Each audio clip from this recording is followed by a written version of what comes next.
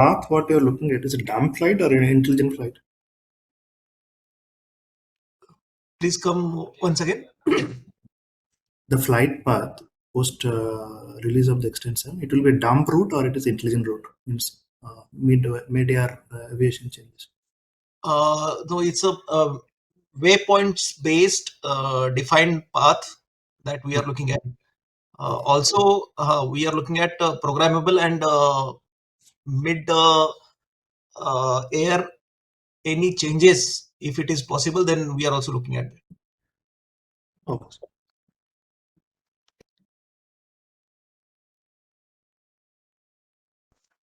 Any other queries for this specific problem statement? So for the guidance system, it's mentioned that it's an AOIR guidance system, right? So is that you would guys be providing us some heat signatures or some optical diagram of the target, or it's more like an optical flow based, so exact distance it has to travel before hitting the target? EOIR is the terminal guidance. It is not the. It is also written in the problem statement because it's the last stage of guidance. Mid-course guidance will be either SatNav, GPS based guidance, and in the end phase, terminal phase, it will be EOIR. So EOIR sensors will be having specific wavelength of IR signatures that will be defined for specific targets. Accordingly, they can lock on to direct that targets, and in terminal phase, they can hit the targets. Understood. Thanks.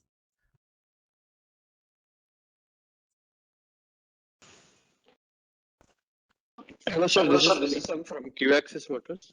So the bombs currently, the ones which are like 100 to 120 kilos, they will obviously be having some kind of a fins and some booster vector thrusting systems to take it to its designated target location. Will those controls be exposed to us for controlling, or the kit should have its own control surfaces and its own booster vector thrusting systems? Okay, first to clarify, the 120 kg bomb are dumb bomb without any provision of powered vector. They are just being dropped as of now over the targets. So that's why we want to have some kind of distance, standoff distance. So we want a kit which can be integrated with this bomb, which will be powered by either rocket or engine, that should take this bomb to certain distance. We are looking at almost 200-kilometer distance, and with INS, GPS or SAT guidance, and in the end phase with EOIR guidance, they should attack the target. So that is the main idea. Okay. So the difference between this and the previous one is like the HSLDs have their own thrust and vectoring system also, right? If I'm No, as I explained earlier, HSLD is also a bomb, plain bomb, without any power. Okay, understood. Only the difference will be the dimension and weight. Understood. So we have to make an entire rocket or a carrier system which will take this bomb, navigate to whichever waypoints, and then finally at the end stage look at the target and go to the exact location and plant it. Yes, the entire platform for with power, guidance, sensor, totally integrated as a one entity with programmable kit. That what we need to plan if the target is being designated at certain position location, that we should be able to program it before launching it, and along with that waypoints also we need to define it. So following that waypoint with other parameters that we will not disclose right now, like attitude and height, velocity, these has to be variable, programmable, so that we can achieve our target. Got it, sir. Thanks.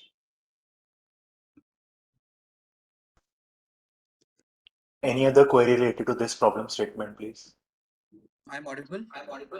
Yes, please go ahead. Okay, I'm Dr. Manoj from Hyplex.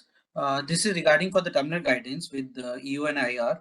So the preference will be given to it is a fire and forget kind of system with the Airforce is looking, or it is man in the loop for the terminal guidance itself. We are looking at a fire and forget kind of system, but still we need two-way communications for assessment. So what we call is damage assessment. So we need to have a feedback. For that, we don't need a man in loop for direct intervention as of now, but we need some feedback, so that we need to have a damage assessment post impact. Okay, thank you very much, sir. And second leading question to it, do you have any preference for that self-propelled motor type, solid rocket motors or turbojet? Any preference, or it is open to the company to decide? No, there is no specific preference. It is open. Right. Thank you very much. That's all. Hello, am I audible? Yes, please. Yeah, I had one more question. Sir mentioned variable velocity. So the velocity of the projectile should be variable by defined by user input. Is that also a constraint? No, not specific constraint, but as per the altitude, there are some examples that have variable velocity, but that is not mandatory. Okay, got it. If it is Attitude should achievable, be variable. Okay.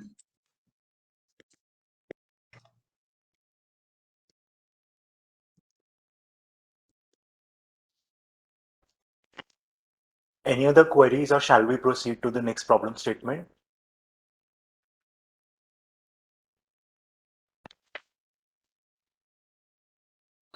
Okay. Good afternoon, sir. Yes, There are please some go ahead. questions. Yeah, there are some questions which has been given in the chat box. So can you check, please?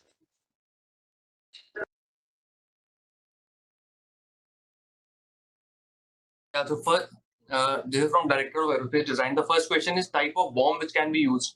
So, like we said for earlier problem statement also, the weapon is the one which IAF has already having in inventory.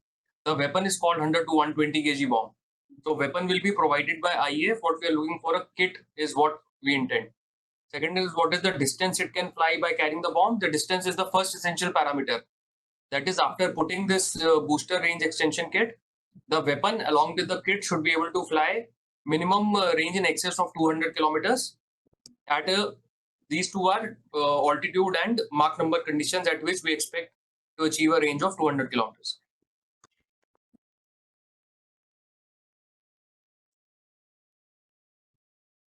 Okay, Mr. Naseem, is that does it qualify what you are asking for? Yeah, definitely, sir. The answer is perfect. Thank you, sir. Are you there, sir? Yes, please. Thanks. Yeah, I got my answer, sir. Very good, sir.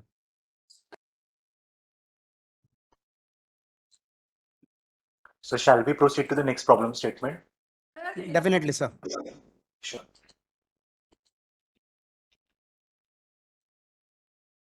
So the next problem statement is small size target flare bomb with electrical initiating devices.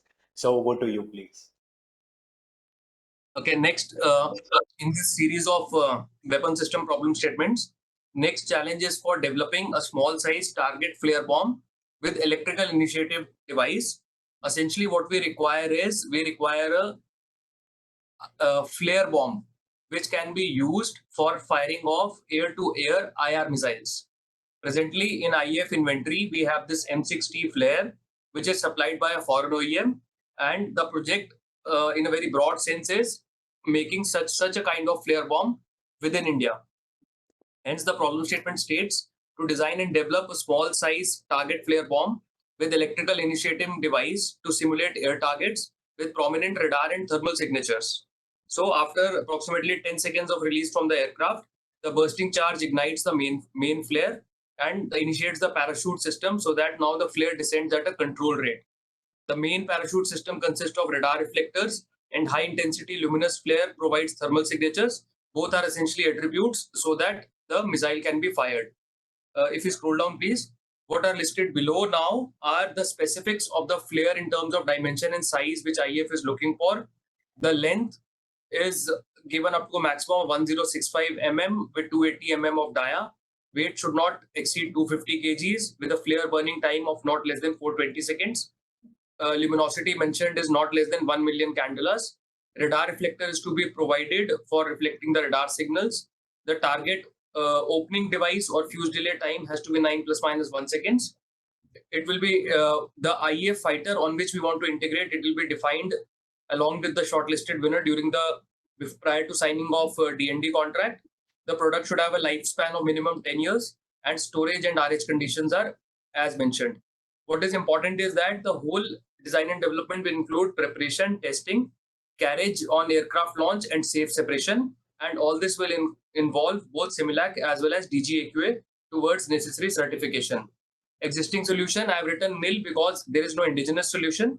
Otherwise, a foreign OEM supplied solution exists with IAF. Next page, please. Again, reiterating, application use case is for firing of IR air-to-air missiles. And there is a potential market for utility within IAF. It can be utilized by other sister services also with which have air-to-air missiles in their inventory. With this, I have just summarized or kind of briefly covered the problem statement. We can now take on any questions.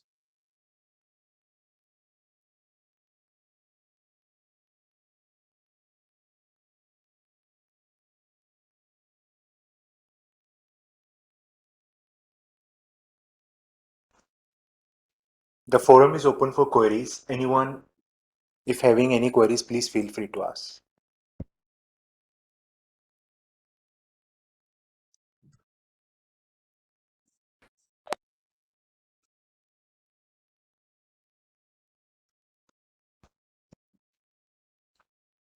Any queries related to this particular problem statement?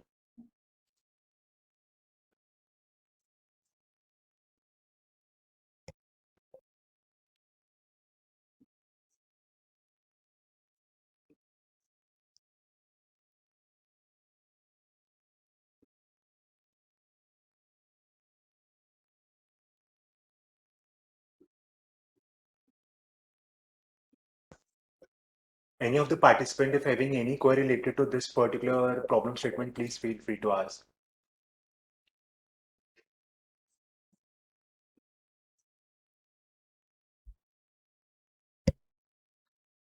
Yeah, there is a question, sir, that what will be the quantity of short bombs can be carried at a time?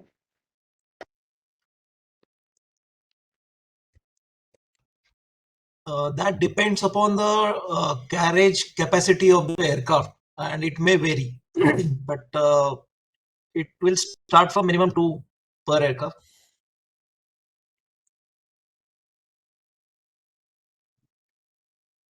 Okay, sir.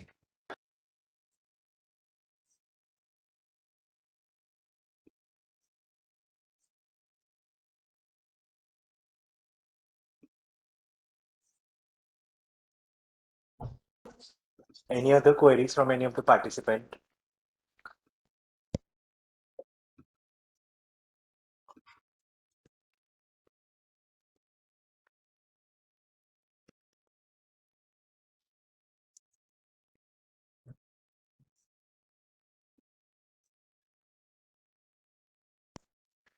Just to reiterate, if you have any queries, you can log into idex.gov.in, wherein in the section reaches, you can raise your technical queries regarding any problem statement. If we don't have any other queries, we can conclude the technical outreach session. We thank you, sir, for sharing your valuable insight in today's session, and to all the participants as well for their active engagement. We look forward to receive the innovative proposals. For more details, as stated earlier, that you may visit our website at idex.gov.in. Please note that now we are this particular technical outreach session stands concluded. We are now hopping on to the general outreach session, wherein details about the iDEX will be given to you. Thank you.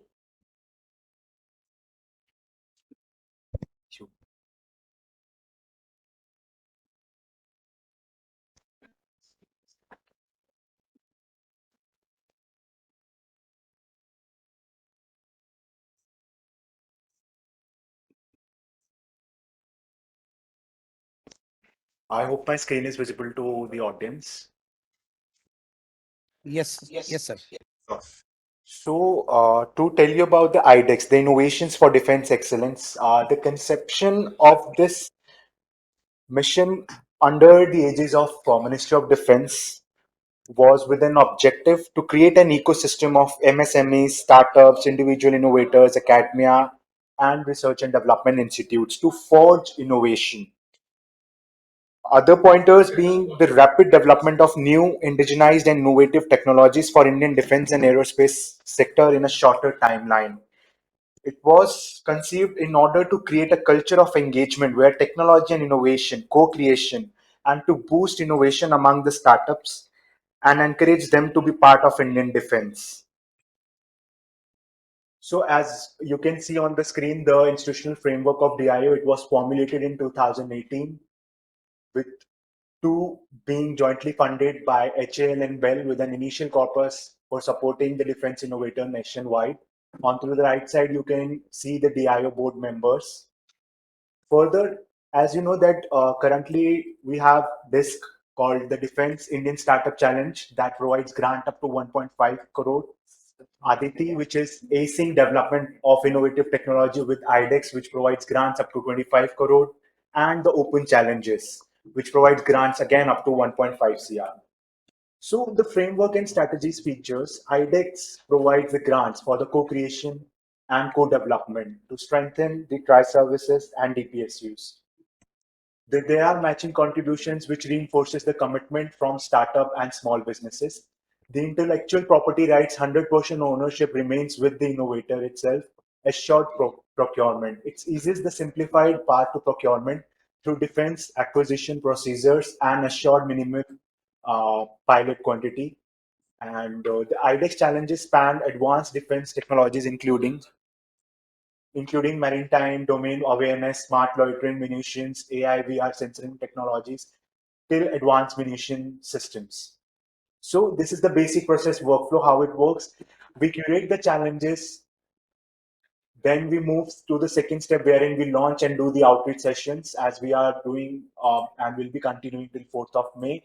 Further, the receipt of application, and finally we do the eligibility check for all the innovators against the receipt of applications. Then the shortlisting, and finally the winner selection is being done. And then the compliance of specification is being checked, and finally the winner is being declared. And then the milestone basis development, user trials, and finally the procurement award happens. The average timeline remains from 18 to 24 months from challenge launch to procurement of contract award. A national support network wherein we have 28 partner incubators that provides you with the hand-holding, mentoring, and the milestone-based validations, due diligence, and feasibility assessments. There is also iDEX Investor Hub launched in 2023 to bridge the private funding gap. And there has been 447 crore invested so far. The nodal agencies and technology domains, we have 25 nodal agencies, primarily the technology focus being as shown on to the right side of the screen. And these are the key numbers that we have proudly achieved under DIO with the support. The startups currently 676 iDEX winners, 548 contracts are already being signed, and 566 innovation challenges are happening. Key performance indicators showcases the prototypes that are being generated, the procurement contracts that have been signed with the iDEX winners, and private investments through INH. So with this mission, the iDEX is not just funding a scheme, it is the cornerstone of India's journey from a buyer to a creator in the global defense market. Thank you. If you have any queries, we have our team with us and we'll be happy to take those.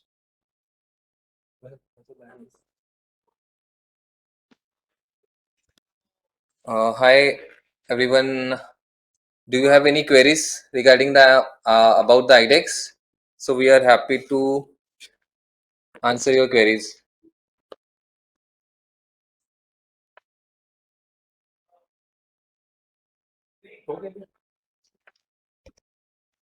If there are no queries, I'll conclude this session and we thank you for your active engagement. Thank you, everyone. Thank you, sir. Thank you.